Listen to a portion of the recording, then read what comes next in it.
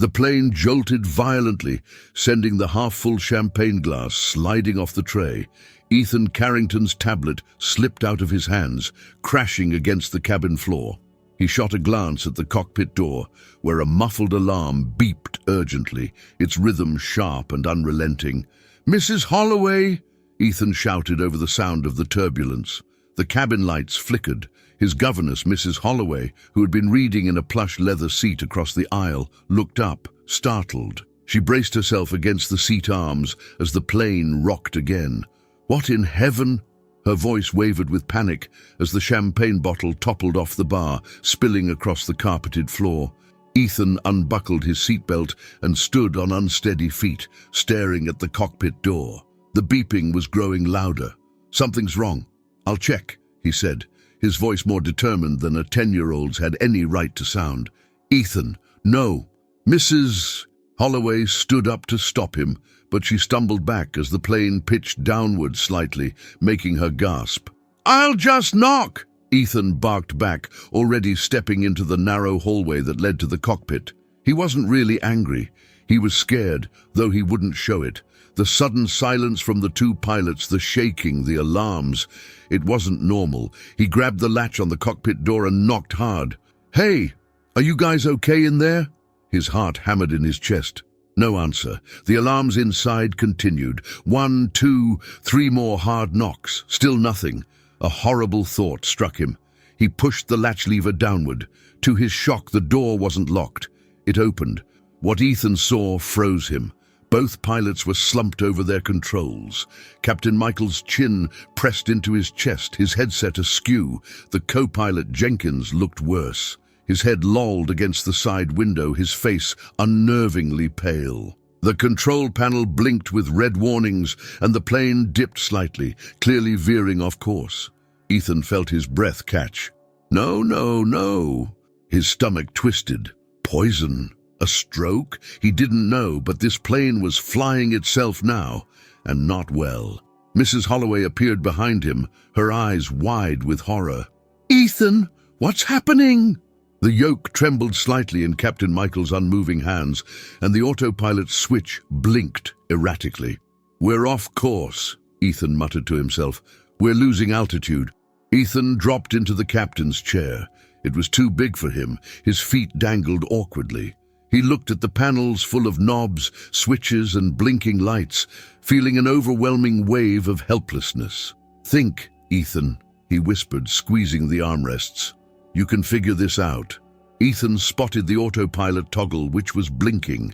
He knew what that meant. There was a fault. He hesitated before flicking it off. The plane jolted again, this time dropping sharply. The nose tipped downward, and Ethan heard Mrs. Holloway screaming from the cabin. "No, no, no, come on!" Ethan gripped the yoke with both hands, pulling it gently toward him like he'd done in his games. He knew enough to realize that a sharp pull would only make it worse. The plane trembled but leveled out slightly. He exhaled shakily. It was like holding back a wild animal. The yoke fought against his hands, but he kept steady pressure. "Okay," he breathed. The alarms were still going. He looked around the control panels. On the far right, a small screen showed a blinking red light. Altitude alert. 30,000 feet, he muttered, his eyes scanning the displays. "We're dropping." He turned the frequency knob the way he'd seen in simulators and mashed the button. "Mayday! Mayday! This is Carrington 1. Do you read me? Emergency!" His voice cracked on the word emergency. Static. He tried again. "Mayday! This is an emergency! Can anyone hear me?" A storm was ahead. He needed help. Now, Ethan forced himself to focus. He scanned the screens, his mind racing through every bit of knowledge he'd absorbed from those games. Airspeed, too high. Altitude, still dropping. He reached for the throttle, hesitating. "Ease it down, just like the simulator," he whispered, sliding the lever back just a hair. The plane slowed. The shaking lessened. Mrs. Holloway's voice broke through from behind him. "Ethan, are we crashing?" He shot back, though his voice shook. Ethan tried the radio one last time. "Mayday, this is Carrington 1. I'm 10 years old. The pilots are unconscious and I don't know what I'm doing. Please help." "Carrington 1, say your name." He could do that. His mind flashed to the hours spent in front of his computer back home, a glowing monitor and a joystick, his only tools. This was the same, right? Except it wasn't. He could almost feel the crushing weight of the real lives in the back of the plane, Mrs. Holloway, the crew, and the fact that they were counting on him. "I'm leveling the wings," Ethan muttered under his breath, fighting to steady the plane's shuddering tilt. He turned the yoke ever so slightly to the left. The horizon on the screen in front of him steadied, though his muscles burned from the tension. "That's it," the voice said. "You're doing great. Now look at the screen in the center. Do you see your altitude?" The two metal levers were where the co-pilot's lifeless hand had once rested. They gleamed faintly under the cockpit lights. "Yeah, I see them," Ethan replied. "Gently push them forward just a little. That'll give you more thrust and help stabilize your descent, but gently, okay?" The nose lifted slightly and the descent slowed. "Altitude steadying," Ethan called out, hope flickering in his chest. "That's good, Ethan. You're doing great. You've just bought yourself some time." Lightning forked in the distance, a jagged streak against the darkening gray. "What do I do now?" Ethan asked. The voice paused. "We need to set a heading and get you back on course. Right now, you're flying blind." His fingers hovered over it, hesitant. "I've got it," he said. "Turn it until the compass reads 200. It'll help straighten your course." Ethan's grip on the yoke loosened slightly. He realized for the first time just how tight his hands had been. "That's what we want. Ethan, you're doing an incredible job." "Ethan," Denver Center said, "I need you to check your fuel levels. Do you see the gauges? They look like little circular dials." "How far am I from, a safe landing?" Ethan stared straight ahead at the storm clouds swirling closer, his mind racing. This wasn't over, not by a long shot. And the voice in his headset? It was the only thing keeping him from falling apart. The storm loomed closer, an ominous wall of dark grey clouds stretched across the sky like an unyielding fortress. Lightning forked within it, illuminating the heavy mass in jagged flashes. Ethan's fingers tightened instinctively on the yoke as Denver Center's voice broke the steady hum in his headset. "Ethan, listen to me. There's a storm ahead, and it's going to get rough. I need you to follow my instructions exactly. The key is keeping control, no matter what. Nice and easy, just like before." Outside the cockpit, the clouds swallowed the plane whole. Visibility dropped to almost nothing. The world beyond the windshield turned into a swirling, churning mass of grey. Lightning cracked in the distance, thunder rumbling faintly beneath the hum of the engines. The first jolt hit hard, like a fist slamming into the plane's belly. The yoke jerked in Ethan's hands, and for a second the horizon display tipped wildly. "Whoa!" Ethan yelped, his voice breaking. He forced the yoke back to center, heart pounding. "That's it, Ethan. Small movements. You're doing great. Stay with me." Ethan clenched his teeth, focusing only on the instruments in front of him. He could feel the weight of the storm pressing in on him, like it was alive, testing him. "Small movements," he repeated to himself. "Ethan," Denver Center said, cutting through the chaos. "We're getting readings that the storm might thin out ahead in about 20 miles. Keep your heading steady and you'll punch through it. You're almost there." The turbulence eased. The plane stopped shaking. Ethan blinked in disbelief as the horizon display steadied and the noise outside faded to a dull hum. The clouds thinned, giving way to a faint sliver of clear sky. Ethan's breath hitched as the sunlight finally broke through, spilling across the windshield in soft golden rays. "Denver, I think I'm out," Ethan said shakily. The voice crackled back, calm and steady. "You did it, Ethan. You made it through the storm." The clouds were behind him now, and in their place stretched endless blue. It was calm, almost too calm. "Denver?" Ethan said after a long pause. "I'm here." As the plane cruised through calmer skies, Ethan finally allowed himself a moment to breathe. The storm was behind him, but in its place, a deeper unease settled in his chest. Whatever had happened to the pilots wasn't an accident, and something told him it wasn't over yet. The cockpit was quiet now, save for the faint hum of the engines and the static of the radio. Ethan sat slumped in the oversized captain's chair, his hands still trembling in his lap. He stared at the horizon, stretching endlessly ahead of him, his heart still pounding from the storm. He couldn't tell how long he'd been in the air anymore. Minutes felt like hours. Denver Center's voice finally broke the silence, calm but firm. "Ethan, how are you holding up?" "I'm proud of you, kid," the controller said. "Now let's get you ready for the next step. You're going to have to start descending soon. We've got a runway for you." He'd flown into LAX dozens of times with his parents, always as a passenger, but he never paid much attention to the approach. "Don't worry, I'm going to walk you through it step by step," Denver Center reassured him. "We're still about 70 miles out, so you've got time to prepare. First, I want you to start descending gradually. I'll tell you what to do." The plane dipped ever so slightly, a smooth and steady descent. -500, Ethan reported. "Nice job. That's a safe descent rate for now. Keep your eyes on the altimeter. I want you to get down to 10,000 feet. Now, Ethan, while we're descending, I need to prepare you for the landing. It's just like everything else, one step at a time. Do you trust me?" He checked the altimeter again, 22,000 feet. The descent was steady, but the tension in his chest wouldn't ease. "Denver?" he said suddenly. "I'm here, Ethan." "Ethan, you're approaching 10,000 feet, Denver Center said suddenly. "I need you to level the plane out." Ethan said suddenly, "I'm here." Ahead of him, the sky was clear and endless, but far in the distance he could see faint shapes, lights, the glow of the city below. "Ethan, those lights you see up ahead, that's LAX, Denver Center said gently. "It's time to get ready to bring this plane down." Los Angeles was sprawling below, a vast network of shimmering streets and blinking towers. But it wasn't the beauty of it that held Ethan's attention. It was the realization that he was almost out of time. Denver Center's voice crackled in his ear. "Ethan, we're on final approach now. I'm going to walk you through every step to get this plane on the ground. You're going to do exactly as I say, all right?" "Okay, I'm ready."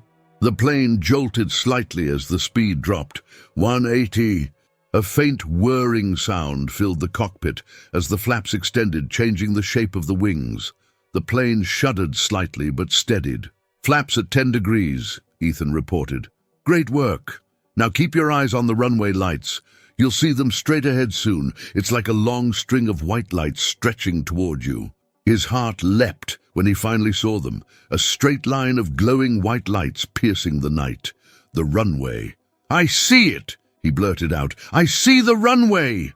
They were growing larger, brighter, closer. For the first time, the weight of what he was about to do fully sank in.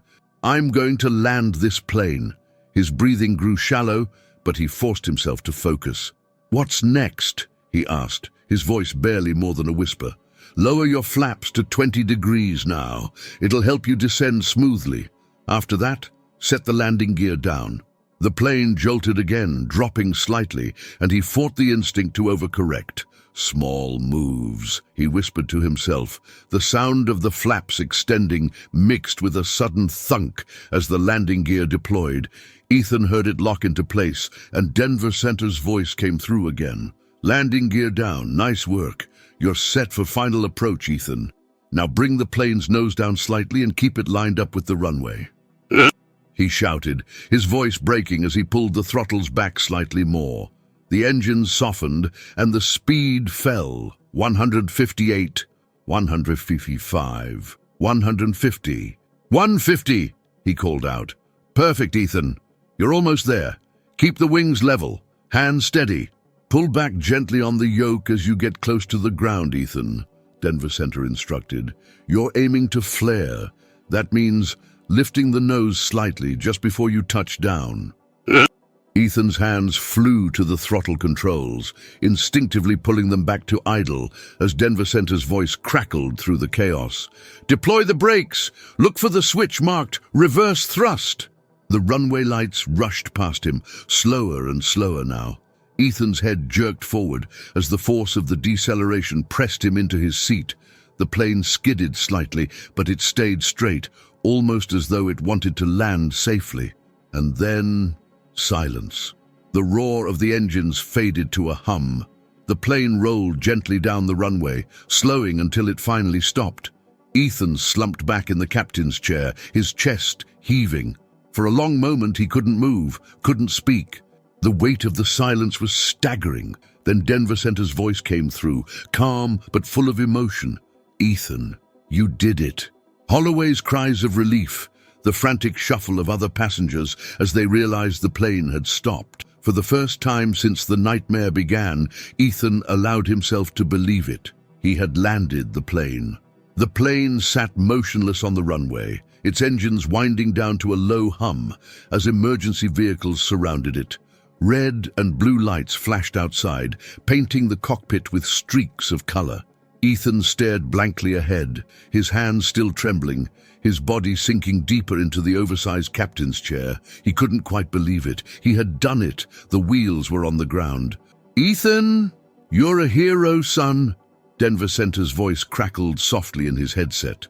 "You kept that plane together and got everyone down safely. We've got emergency crews ready to take it from here. You're done now. Just sit tight." Holloway stumbled into the cockpit, her face tear-streaked, her hands trembling as she gripped the doorway. Her eyes darted to the motionless pilots, then back to the boy who had somehow saved them all. "Oh, Ethan!" Shouts filled the cabin as paramedics and firefighters poured in, moving with the urgency of people who had trained for moments like this. "Where's the kid?" one of them shouted. "In here!" Mrs. Holloway called, stepping aside to let them through. A tall firefighter in a yellow jacket ducked into the cramped space, his face a mixture of amazement and concern. He crouched down in front of Ethan, his voice calm and steady. "Hey there, kiddo. I'm Captain Harris with LAX Fire and Rescue. You okay?" As he stood, he caught a glimpse of the pilots, still slumped in their seats, though paramedics were now working on them. Their faces looked pale, unnatural. Ethan turned away quickly, focusing instead on the path ahead. He followed Captain Harris out of the cockpit and into the cabin. The smell of burnt rubber and spilled fuel clung to the air, but Ethan barely noticed. Passengers, his family's staff, shaken but alive, watched him as he passed, their faces etched with gratitude and disbelief. Mrs. Holloway trailed close behind, her hands still shaking. The moment Ethan stepped onto the stairs leading down from the plane, a wall of noise hit him. Sirens blared, radios crackled, and voices shouted orders over the chaos. A line of emergency vehicles stretched along the runway, their lights flashing against the dark tarmac. Beyond them, reporters and camera crews were already gathering at the perimeter, their cameras aimed at the plane like vultures circling a carcass. Ethan stopped at the bottom of the stairs, blinking against the blinding lights. A paramedic rushed to his side, wrapping a blanket around his shoulders.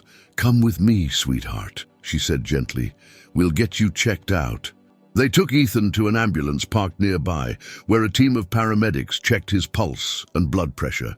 He barely registered their questions or the soft, soothing words they spoke. The world felt distant, muffled, like he was watching it all from behind a pane of glass. "Is he okay?" Mrs. Holloway asked anxiously, hovering at the edge of the ambulance. "He's in shock, but he'll be all right," one of the paramedics reassured her. Ethan sat silently on the edge of the gurney, his hands still trembling in his lap. His mind was spinning, replaying the last few hours in broken flashes, the lifeless pilots, the storm, the runway rushing toward him. The overwhelming weight of it pressed down on him like a stone. "Ethan, son," he said quietly, "I don't think you realize what you just did up there. You saved a lot of lives tonight." He looked down at his trembling hands, the weight of everything crashing over him again. "I was so scared." "You gave them a chance. Together they followed Captain Harris across the tarmac toward a small group of men and women in suits, their faces stern but somehow relieved. Ethan didn't know who they were, but he could tell they were waiting for him.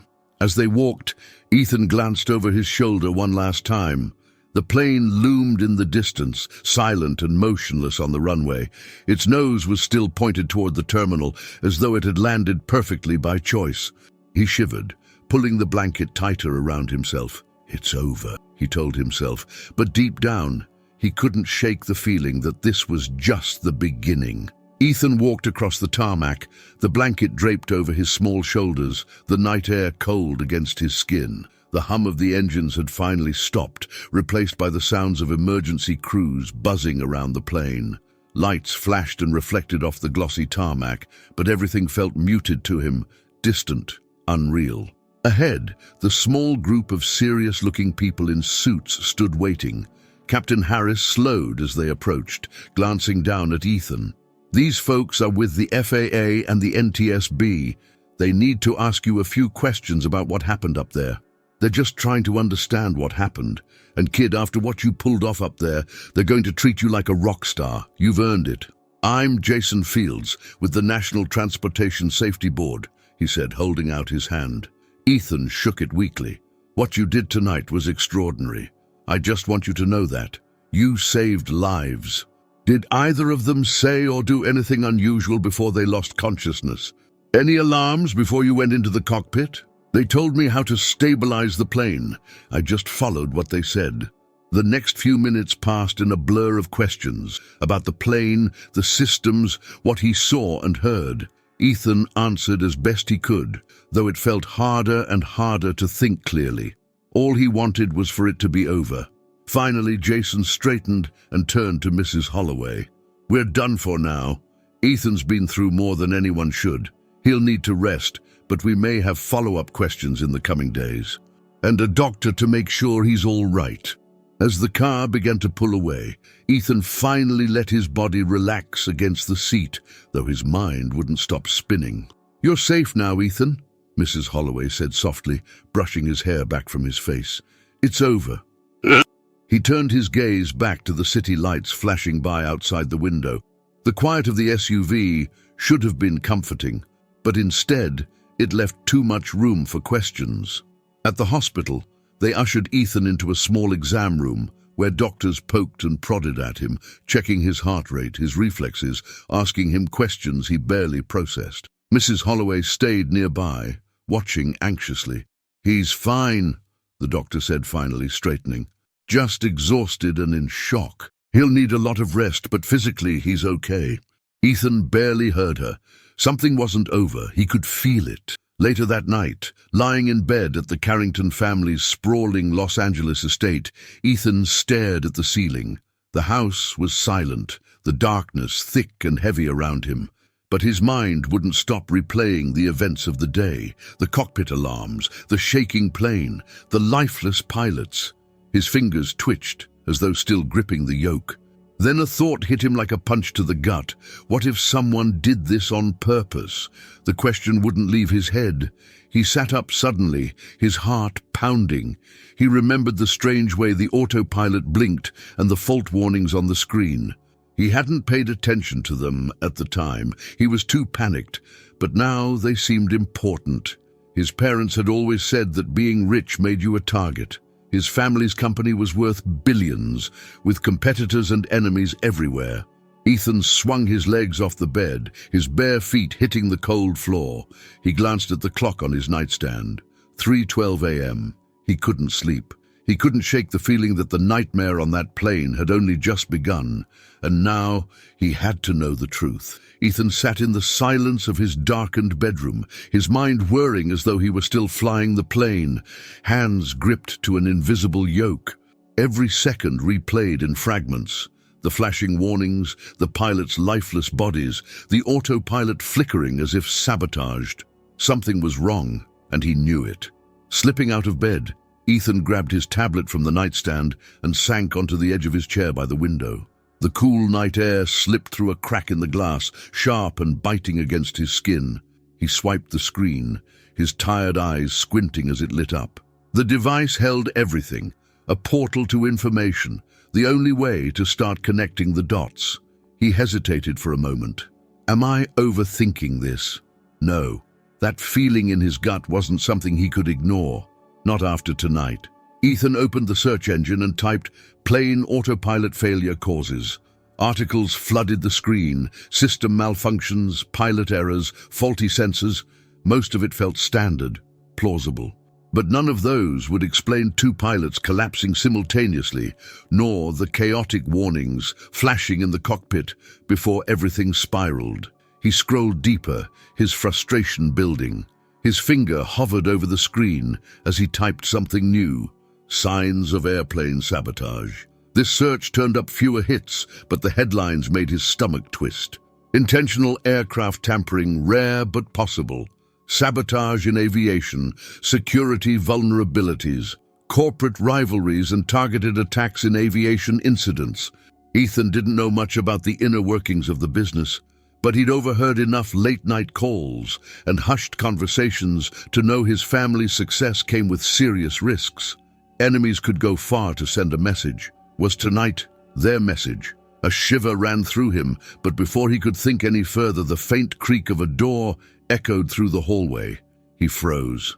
Who's awake at this hour? The sound came again. Soft footsteps moving past his room. He turned off the tablet screen quickly, plunging the room into darkness. His heart pounded in his chest as he crept to the door, pressing his ear against the wood.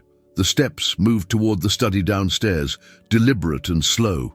Ethan cracked his door open just a sliver, peering out into the dimly lit hallway. Shadows stretched long across the marble floor as the footsteps disappeared down the staircase. Whoever it was, they weren't supposed to be awake. What's going on?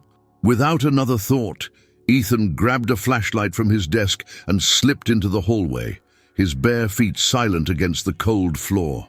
He followed the trail of faint noises down the stairs, each step sending chills down his spine. When he reached the bottom, he paused. The study door, normally closed at night, was cracked open, light spilling faintly through the gap. Ethan crept closer, careful not to make a sound, and peered inside. He froze. Standing behind the large oak desk was Mr. Markham, his father's trusted chief of security. Ethan knew him well. He was at the house constantly, always the one making sure the family was safe. But something about him now felt off. Markham wasn't supposed to be here this late, and he wasn't alone. Markham spoke in a low voice to someone on the phone, his words clipped and hushed. No, we can't confirm it yet. The pilots? Still critical. Yes, the kid landed the plane, but listen, this wasn't supposed to happen. Markham's voice dropped lower, almost growling. Tell them I'll handle it. Carrington Technologies doesn't need more eyes on it right now, especially not from him. Ethan turned and bolted silently up the stairs, his heart hammering in his chest. By the time he reached his room, he was shaking. He shut the door quietly and locked it, stumbling back to his desk. His tablet flickered to life again as he stared at the search results still glowing on the screen. Sabotage in aviation. It wasn't just his imagination, it was real. Someone had tried to crash that plane, and Markham, his father's security guy, knew all about it. Ethan slumped into his chair, his head spinning. He had landed the plane, saved everyone on board, but now he realized it had been far more than an accident. He wasn't just lucky to be alive. He wasn't supposed to be alive. Ethan sat frozen in his chair, the soft glow of his tablet the only light in the room. His mind raced, replaying every word Markham had said. The kid doesn't know anything. This wasn't supposed to happen. The meaning couldn't be clearer. What happened on the plane wasn't just an accident. Someone had planned it. But why? His hands trembled as he swiped through the articles still open on the screen. He clicked into one. Sabotage in corporate aviation, targets and motives. The article described how planes owned by powerful companies sometimes became targets, rivals looking to destabilize businesses, internal betrayals, even attempts to intimidate or eliminate key players. It didn't happen often, but when it did, the consequences were catastrophic. Ethan's chest tightened. Was someone targeting my family? His father, James Carrington, had built Carrington Technologies into a global empire. Software systems, security solutions, military contracts. It made his family rich, but it also made his father a target. Ethan knew that. He'd heard whispers about lawsuits, threats, competitors pulling dirty tricks. But this was different. He tapped his fingers nervously against the desk, his thoughts spiraling. If Markham was involved, that meant someone close to the family, someone they trusted, wanted the plane to go down. Someone who thought no one would walk away from that crash. And now they know I did. Ethan barely slept that night. Every creak of the house made him jump. Every shadow in his room seemed darker than usual. When the first rays of sunlight slipped through the window, he was already dressed and pacing the floor. His mind had settled on one thing. He needed answers. And he couldn't ask anyone. Not Mrs. Holloway, not his father, and certainly not Markham. By the time breakfast rolled around, Ethan's eyes burned with exhaustion, but his mind was sharp. The smell of coffee and toast wafted through the dining room as he slid into his usual chair across from Mrs. Holloway. She studied him closely. "You didn't sleep a wink, did you?" she said softly, setting a glass of orange juice in front of him. Ethan shrugged, trying to act casual, just thinking about everything. Not with Markham in the house, not after what he'd overheard. He glanced up cautiously. "Is Dad home? Why on earth would you want to do that? You should be resting." "Are you sure that's what you need right now?" Every corner seemed filled with secrets he hadn't noticed before. Mrs. Holloway walked with him through the gleaming lobby, her heels clicking sharply against the marble. "Where do you want to go first?" she asked. Ethan already knew. The hangar team. The people who checked the planes. Ethan knew the hangar team handled maintenance for the Carrington private jets, ensuring they were safe to fly. Or not safe, Ethan thought grimly. When the doors opened, the sound of tools and machinery echoed through the corridor. Workers moved between rooms filled with flight simulators, schematics, and half-disassembled plane parts. Ethan spotted someone he knew, Jack Mills, the lead mechanic for his father's fleet. Jack was an older man with a thick mustache and grease-stained overalls, always friendly but serious about his work. "Jack!" Ethan called, hurrying toward him. Jack turned, surprise flickering across his face. "Ethan, what are you doing here, kid? Heard you had quite the adventure yesterday. You landed a jet. You're halfway to being a pro already." He chuckled, but Ethan didn't laugh. "Can you show me the autopilot systems?" Ethan asked, trying to keep his voice steady. "I want to understand how they work." Jack leaned over it, pointing to the familiar panel where Ethan had struggled just the day before. "See, here's the autopilot," Jack explained, tapping the control switch. "It stabilizes the plane, adjusts the heading, altitude, you name it. But if something glitches or someone interferes with the system, the controls start acting erratic. You've got to know how to take back manual control, just like you did. Like not just fail, but fail on purpose." He turned slowly to see the security chief striding toward them, his sharp eyes fixed on Jack, then darting to Ethan. "What are you doing down here, Ethan?" Markham asked, his voice calm but edged with something colder. "You're supposed to be resting. Your father wouldn't want you getting in the way." Markham's smile lingered. "I'm sure you weren't, but we need to be careful, don't we? After everything that happened yesterday." He glanced at Jack Mills, who immediately busied himself with the cockpit model as though he hadn't heard a word. "Your father wouldn't want you poking around places you don't belong." The words stung, laced with an edge that wasn't lost on Ethan. He clenched his fists, hiding them in the folds of his hoodie. "He knows I'm suspicious." Mrs. Holloway appeared then, hurrying toward them, her heels clicking sharply on the polished floor. "Ethan, there you are. I told you we wouldn't stay long." Her expression hardened as she turned to Markham. "Is there a problem here, Mr. Markham?" "Come along, dear, you need rest." It wasn't home anymore.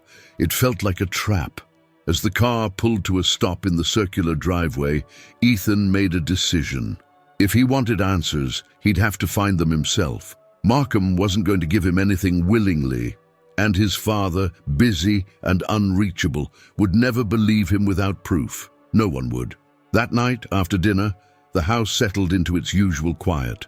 Ethan stayed in his room until he was sure the staff had turned in for the night. The faint hum of the security system activating echoed through the halls, a familiar sound that only fueled his nerves.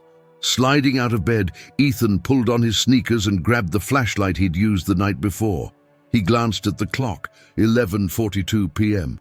It was now or never. Ethan cracked his door open, peeking into the hallway. The lights had been dimmed for the night, leaving the massive Carrington mansion shrouded in shadow. Quietly, he slipped out and padded toward his father's office. The study door was locked, as expected. Markham never left anything unsecured. But Ethan wasn't unprepared. He'd swiped a small utility key from a drawer in the kitchen earlier that evening. After a moment of fumbling, the lock clicked open, and he slipped inside. The study was bathed in faint moonlight filtering through the windows. Ethan didn't dare turn on a lamp, afraid someone might see. He crept toward his father's desk, searching for anything that might connect Markham to the plane's sabotage. The desk drawers were locked, but Ethan wasn't giving up. He crouched by the bottom drawer and examined the keyhole. Pulling a hairpin from his pocket, he'd practiced for hours on his own desk lock once. He carefully slid it in, twisting it this way and that, until Ethan's breath caught as he rifled through its contents, files, invoices, memos, nothing unusual. He was about to give up when his fingers brushed against something heavy, a black flash drive. It was buried beneath a stack of papers, as though someone had been trying to hide it. Ethan pulled it out, turning it over in his hands. It was unmarked, plain, but something about it sent a chill down his spine. He froze when a voice echoed from the hallway. "Who's in there?"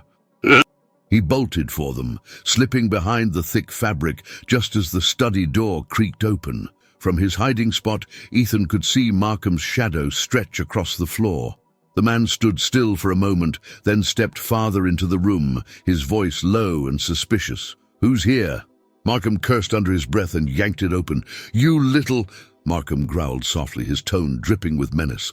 "I know you're snooping, kid, and when I find you—" Ethan waited, counting to 50 in his head before he dared to move. Slowly, he slipped out from behind the curtain, his heart still pounding in his ears. The room was empty, but Markham's presence lingered like a shadow. Pulling the flash drive from his pocket, Ethan stared at it. Whatever was on this drive, Markham didn't want anyone to see it. And now Ethan had it. Back in his room, Ethan sat at his desk, the flash drive clutched tightly in his hand. His computer screen glowed faintly as he slid the drive into the USB port. A single folder popped up. Project Silencer. At the top of the document, a single line was written in bold letters. Disrupt control. The message was clear. Someone was targeting his father's company, and the jet sabotage was just the beginning. The document on the flash drive was chilling in its precision. There were diagrams of the plane's systems, how the autopilot could be tampered with, bypassing safeguards. Alongside it was a detailed timeline of events, ending with the flight Ethan had barely survived. It wasn't an accident. He scrolled further. A list of names appeared, typed in plain black text.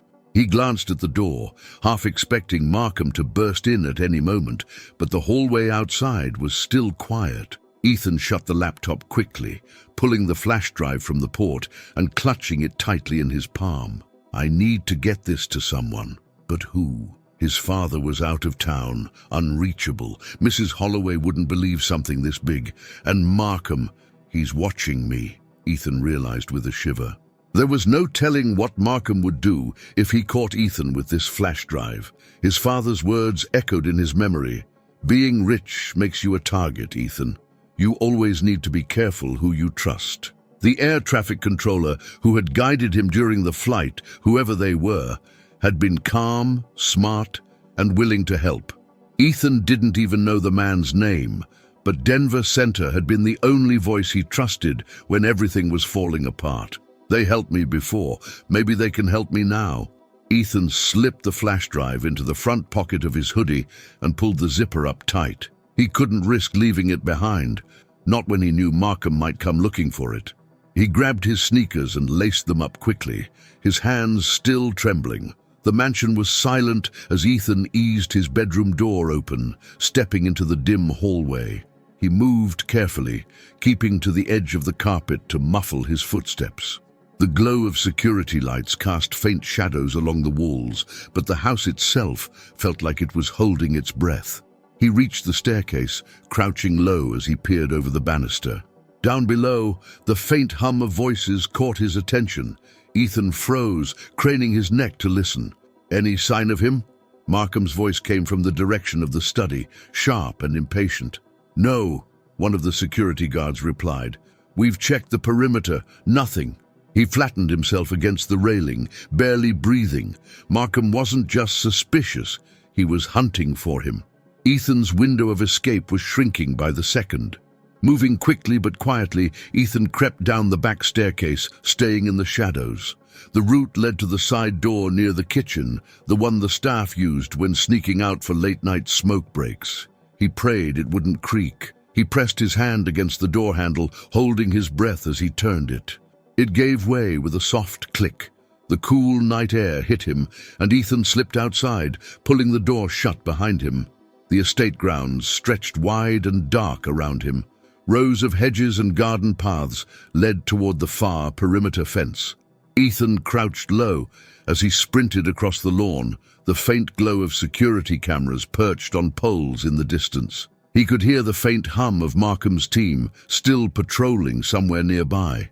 Reaching the tall wrought-iron fence, Ethan grabbed hold and scrambled up, his sneakers scraping against the metal as he hauled himself over. He landed hard on the other side, his knees hitting the ground. Wincing, he stood up and started running.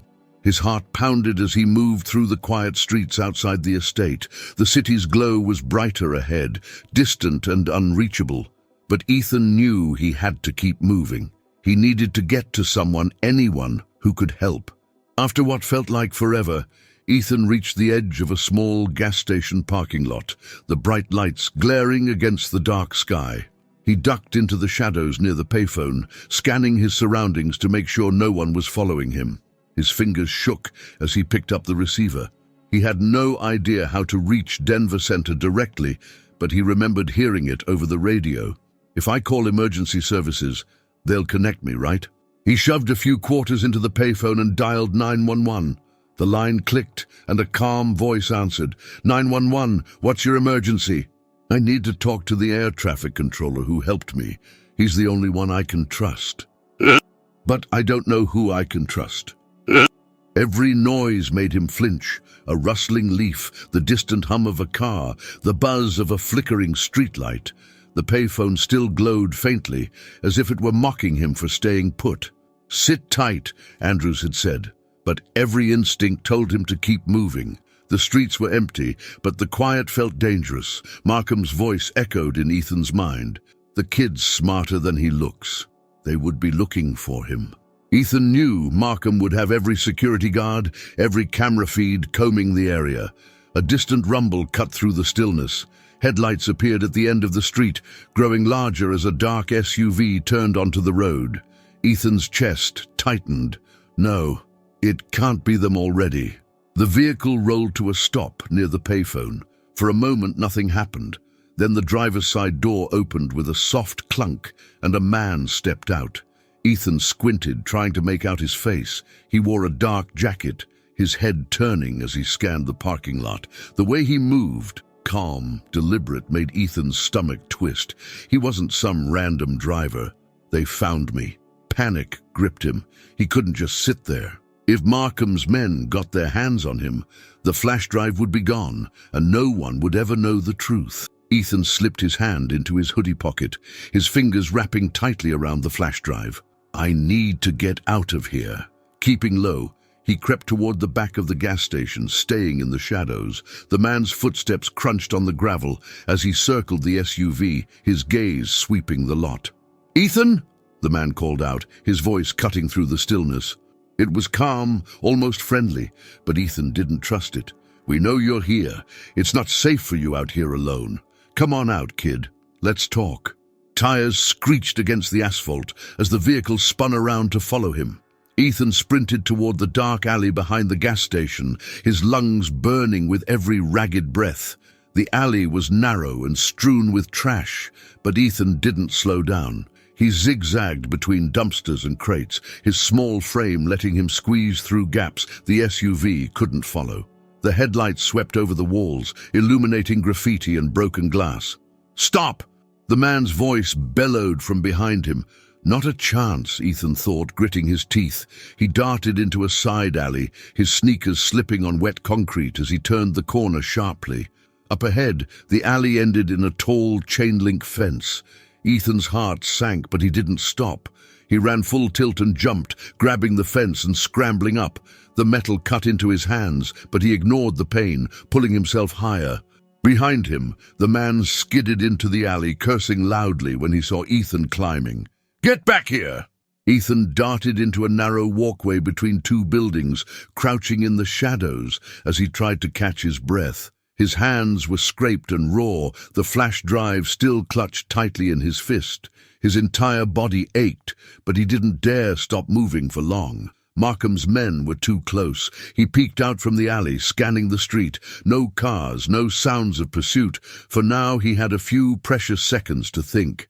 Where can I go? Denver Center's Mark Andrews was sending someone, but what if Markham's team got to them first? Ethan had to buy himself more time. He needed somewhere safe, somewhere Markham wouldn't think to look.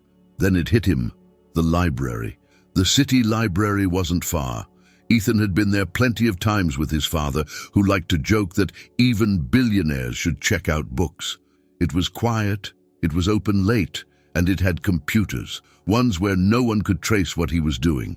If he couldn't trust anyone to help him yet, he'd have to use what he had: the flash drive and the internet.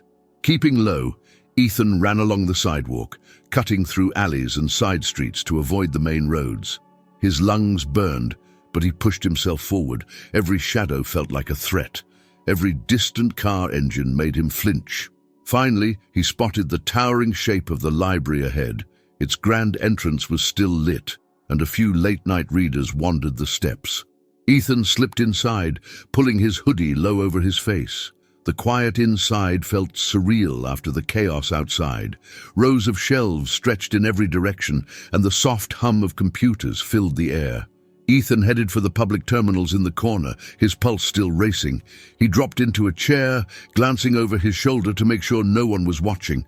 Then he plugged the flash drive into the computer. The folder opened instantly. Project Silencer. Ethan's eyes darted over the documents again, looking for anything that could tell him more. There were mentions of autopilot overrides and targeted destabilization, but one word kept appearing that made his stomach drop. Phase 2. He clicked on a document labeled Phase 2, his hands trembling. A new page opened, filled with details and timelines. At the top of the page was a single sentence that made Ethan's blood run cold. Secondary target, Chicago board meeting. He turned slowly, his heart hammering. Markham stood at the entrance of the computer room, his face shadowed but unmistakable. "There you are," Markham said softly, his voice dripping with menace. Ethan's blood turned to ice. Markham took a step into the computer room, his heavy footsteps echoing against the polished tile floor. The library's soft hum of fluorescent lights suddenly felt deafening, like it was amplifying the dread curling through Ethan's chest. "You gave us quite the runaround, Ethan," Markham said, his voice calm, almost casual, as though they were discussing the weather. "But you can stop now. You're only making this harder on yourself." His eyes darted toward the other exit across the room. Too far. Markham was between him and any chance of escape. The man's eyes never left him as he took another step forward, hands stuffed casually into the pockets of his dark coat. "Why don't you hand me that little flash drive?" Markham said smoothly. "You've been playing a dangerous game, kid. It's time to let the adults handle things." The document on the screen, Phase 2, glared at him, the ominous words practically screaming off the page. Secondary target, Chicago board meeting. His father. They were going after his father. "You planned it," Ethan said, his voice trembling but clear. "You tried to crash the plane."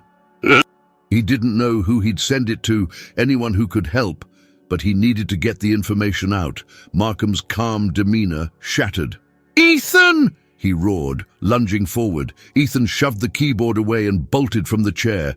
He ran for the opposite exit, his sneakers pounding the tile as he skidded around the corner of the computer room.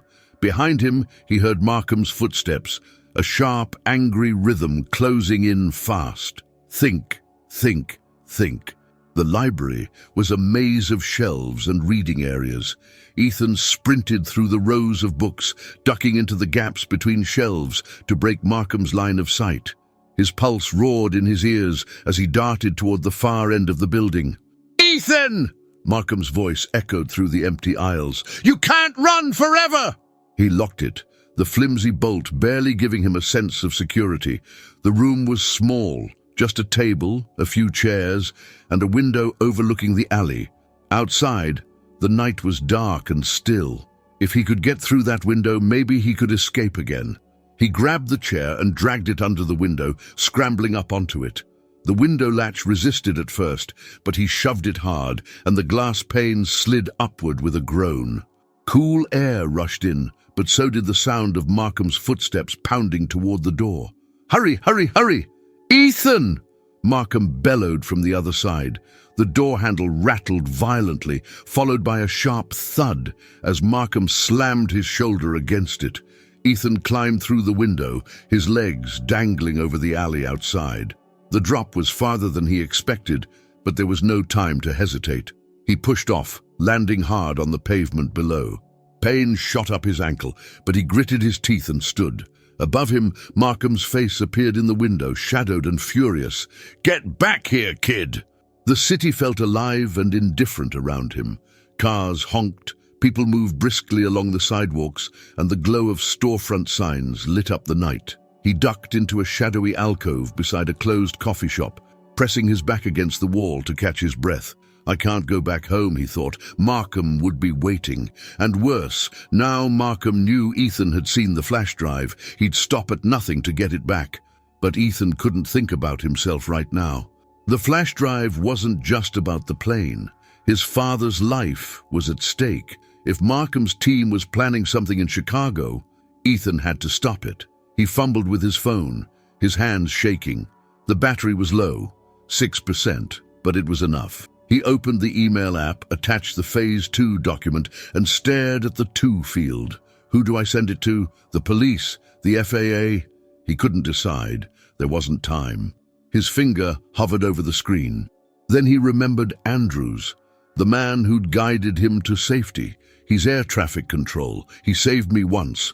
Ethan typed in the email address he'd scribbled down earlier. Mark, Andrews Denver Gov. In the subject line he typed, "They're going after my dad. Help."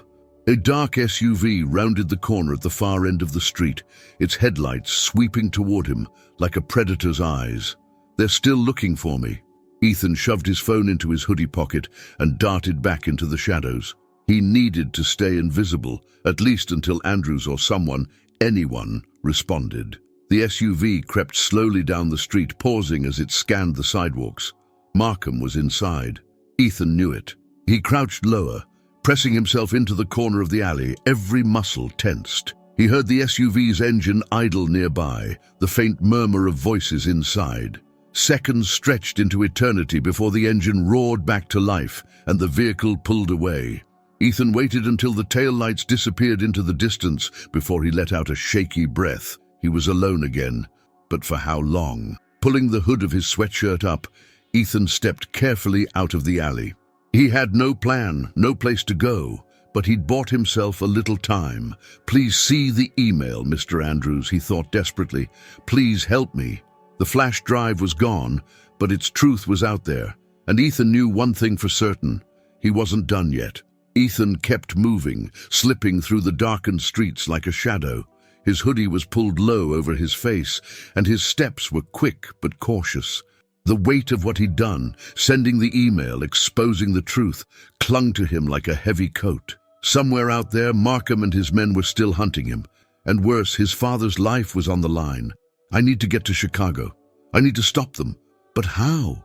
He had no money, no car, and his phone was almost dead. His 6% battery felt like the last flicker of hope in an otherwise impossible situation. Ethan ducked into another alley to catch his breath, his back pressed against the cold brick wall. He pulled out his phone, swiping it to check his email for any reply from Mark Andrews. Nothing.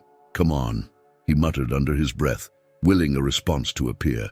He stared at the screen, watching the signal bar flicker weakly. Just then, a new email notification popped up, and Ethan's heart nearly stopped. From Mark Andrews to Vicenta, Gov. Subject, stay safe. Help is coming. Ethan's trembling fingers opened the message. Someone was going to stop Markham. Someone was going to warn his father. But then another thought struck him like a punch to the stomach. What if it's too late? Ethan shoved the phone back into his pocket. Markham and whoever he worked for weren't going to wait. Even with Andrews on his side, the clock was ticking. His father was in Chicago, completely unaware of the danger closing in around him. If Ethan didn't find a way to get there himself, if he didn't do something, it might be too late. I have to get to the airport, he whispered to himself. Ethan jogged through the city, sticking to back streets and alleys where he could stay out of sight. The weight of exhaustion pulled at him, but he pushed through it. He couldn't stop now, not with everything at stake. When he reached the downtown transit station, he spotted what he needed, a shuttle bus with LAX Airport glowing on its front display. The bus was idling, its doors open, and a few passengers were climbing on board. Ethan hesitated, his heart pounding. You don't have money, his brain reminded him, but he couldn't let that stop him. Swallowing hard, Ethan waited for the driver to turn his attention to a passenger fumbling for change. Then he slipped through the doors, keeping his head down as he moved quickly toward the back of the bus. He slid into an empty seat and hunched low, pulling his hood further over his face. The bus pulled away a minute later, and Ethan finally allowed himself to exhale. LAX was massive, bright and overwhelming. The chaos of travelers, luggage carts and gate announcements filled the air as Ethan walked through the entrance. He'd been here many times with his father, always flying in style on the Carrington private jet. But now, it was just him, and no ticket, no plan, and no idea how to get on a flight to Chicago. Ethan moved quickly, weaving through crowds and dodging security guards. He passed monitors displaying departure times and gates, scanning them until he found what he needed. Flight 2475, Los Angeles, Chicago O'Hare, Gate 12A, departing 2:15 a.m. The flight left in less than 2 hours. It wasn't much time, but it was his only shot. He just needed to figure out how to get on that plane. Ethan found a spot to hide near Gate 12A, crouching low behind a row of seats as he watched passengers check in. He thought about his options. Buying a ticket was impossible without money or ID. Sneaking past TSA was a joke. He'd never make it. But then he noticed something. A family of 4, with a young boy about his age standing at the gate. The boy was yawning, leaning heavily against his father's arm as their boarding passes were scanned. The idea hit Ethan like lightning. It was risky, but it was the only plan he had. As the family stepped through the gate, Ethan grabbed an abandoned boarding pass that someone had dropped near a trash can earlier. He'd seen it lying there, crumpled and ignored. Holding his breath, he fell into step behind the family, ducking his head and pulling his hood lower. "Boarding pass, please," the gate attendant said, holding out her hand.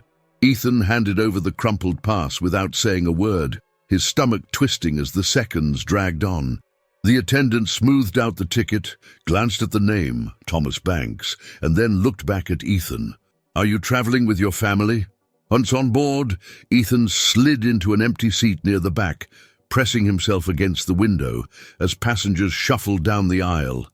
He tucked his knees up, trying to make himself as small as possible. The plane filled quickly, and soon the cabin crew began closing overhead bins and preparing for departure. Ethan's heart pounded in his chest.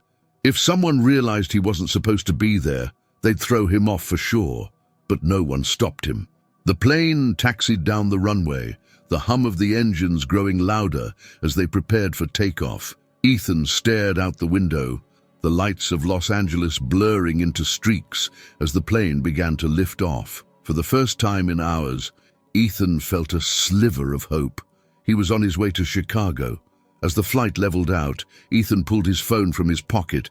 The battery indicator blinked red, 3%. He opened his email app one last time, typing a quick message to Mark Andrews. "I'm on my way to Chicago. My dad's in danger. Please warn him. I'm going to stop this." Then it all came back. The plane, Chicago, his father. He rubbed his eyes, realizing he must have fallen asleep mid-flight. The cabin lights were dimmed, and most of the passengers around him were sleeping or staring at their screens. Outside the window, dawn was creeping over the horizon, streaking the sky with faint hues of orange and blue. The captain's voice crackled over the speaker. "Weather's clear, temperature at a brisk 40 degrees. Please remain seated and buckle your seatbelts." Once outside the gate, he stopped near an arrival monitor and stared blankly at the screen, trying to steady his breathing. He had no phone, no map, and no real plan beyond "Find Dad." It wasn't much to go on, but it had to be enough. His father had been here for the Carrington Technologies board meeting. That gave him one lead. Ethan scanned the monitors for his father's usual hotel, the Peninsula Chicago, located downtown, where he always stayed on business. It wasn't far from the airport by car, but getting there without money wouldn't be easy. Ethan pushed through the airport doors and into the cold morning air, his breath puffing white as he hugged his hoodie tighter. He scanned the curbside for options. Taxis were lined up and buses rolled in and out. Then he spotted a small group of travelers climbing into a shuttle van marked "Downtown Hotels." Perfect. Ethan jogged toward the van, slipping in behind a group of business travelers as the driver loaded their bags. He climbed into the farthest seat, pulling his knees up to his chest as he pressed himself against the window. The driver checked his clipboard, ticking names off as passengers boarded. Ethan held his breath, praying no one would question him. After a tense few moments, the driver closed the door and climbed into the front seat. "Next stop, downtown," the man called, and the shuttle rolled forward. Ethan let out a shaky sigh. He was almost there. The Peninsula Chicago loomed like a palace of glass and stone in the heart of downtown.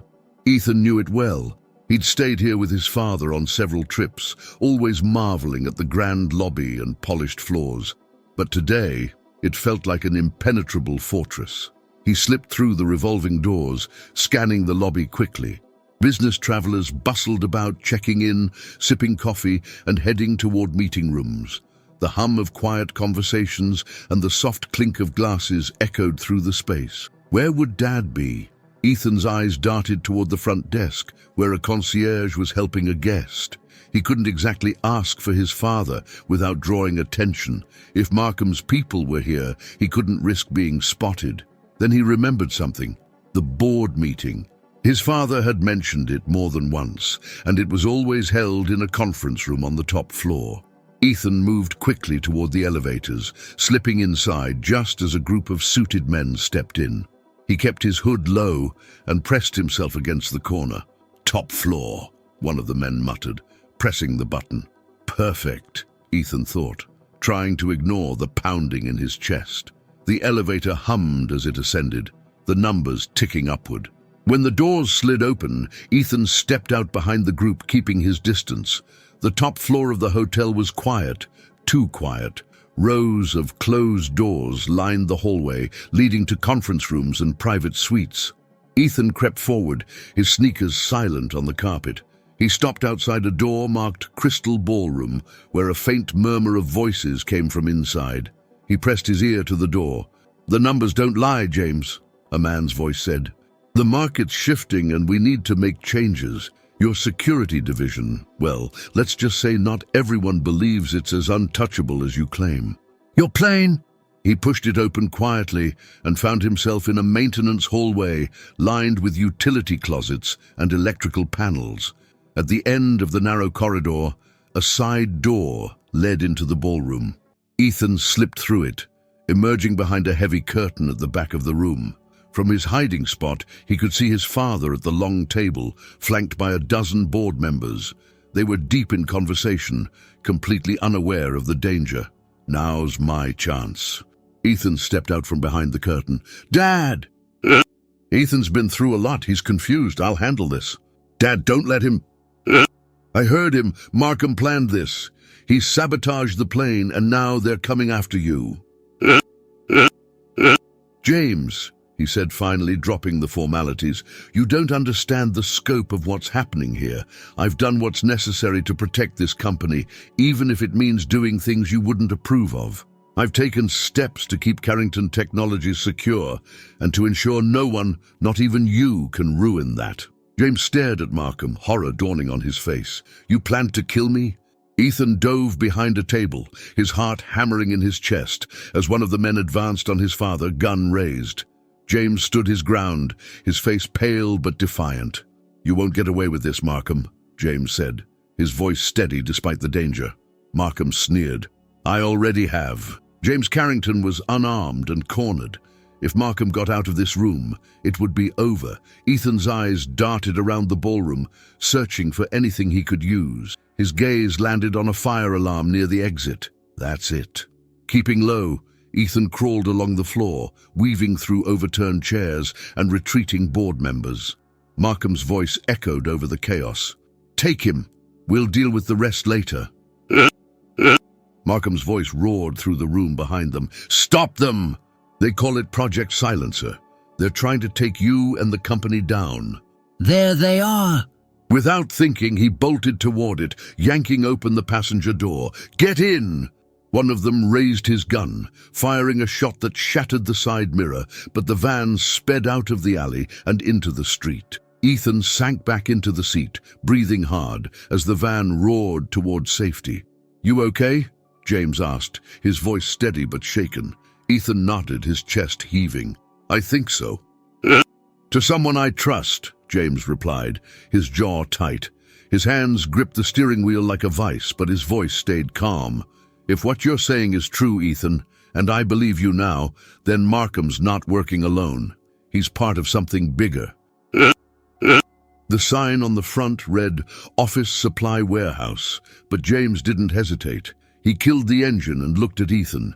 Stay close. Don't trust anyone until I say it's safe. Let me in, Reeves, James said. We need to talk. He'll want to hear this. Markham, my head of security, orchestrated the sabotage of my plane. He's part of something much bigger. But I emailed some of the files to Mark Andrews at Denver Center. He can back me up. Markham's not just trying to cover his tracks. He's still coming after my dad. That's why they're in Chicago, Phase 2. He said there was more coming. You're a lot like your mother, you know that? Stubborn as hell. We'll take care of Markham. Ethan glanced up at the abandoned office tower, its shattered windows and crumbling facade, standing like a silent witness to everything that was about to unfold. His father, James Carrington, adjusted his coat, his expression unreadable as he scanned the scene ahead. Teams are in position, Donovan's voice crackled over the radio. We move on your signal. Donovan signaled to the team. Thermal shows multiple heat signatures on the second floor. Markham's there. He turned to James and Ethan. Stay here. We'll flush them out. Minutes passed, each one dragging like an hour. Ethan stood next to his father, shifting nervously. Something doesn't feel right, he whispered. James glanced at him. Stay calm, son. They know what they're doing. Markham was behind the wheel, his face a mask of fury through the windshield. Get down! James barked, shoving Ethan to the ground, just as the SUV swerved to a halt. The doors flew open, and Markham's men spilled out, guns drawn. Markham emerged last, his coat flapping in the wind as he approached, calm and deliberate, a pistol clutched tightly in his hand. James! Markham called, his voice carrying over the chaos. It didn't have to come to this. Project Silencer wasn't just about you, it was about control. Donovan emerged at the front, his voice roaring through the chaos. Drop your weapon, Markham, it's over. You're under arrest for conspiracy, sabotage, and attempted murder. You'll rot for this. Ethan, are you okay? We'll interrogate him. Markham's just a piece of the puzzle, but it's a start.